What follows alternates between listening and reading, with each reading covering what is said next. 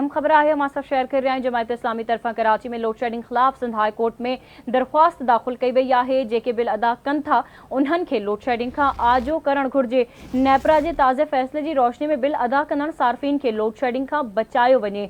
मखसूस घरन जा बिल अदा न थियण ते फीडर बंद करे लोड शेडिंग के रोकियो वने। नेपरा जो फैसलो है तो बिल अदा कंदड़न जे घरन की लोड शेडिंग न कई वने, उन फैसले ते अमल करायो वने। तफ़सील बुधाइण लाइ असां सां लाइन ते मौजूद है कराची में आवाज़ न्यूज़ रिपोर्टर शहजाद जलबाणी। जी शहजाद, वधिक छा तफ़सील आहिनि, आगाह कजो। जी बिल्कुल, कराची सिंध हाई कोर्ट में अजीब जमात इस्लामी मुनम ज़फ़र मीडिया सां ॻाल्हि ॿोल कई। उनजो चवणु हुयो त के इलेक्ट्रिक जी लोड शेडिंग खिलाफ़ दरख़्वास्त दाख़िल कई है। असां नेपरा में मुसलसल इन मामले ते एहतजाज कयो ऐं पंहिंजो मौक़िफ़ पेश कयो आहे।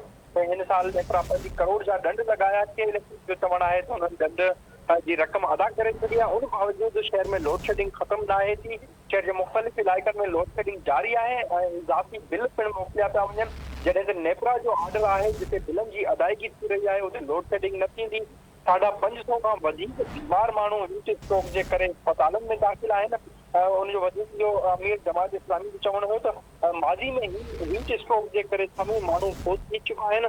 असां जुमे जे ॾींहुं शहर जे मुख़्तलिफ़ इलाइक़नि में के इलेक्ट्रिक जे ऑफिसनि अॻियां एहतजाज कंदासीं।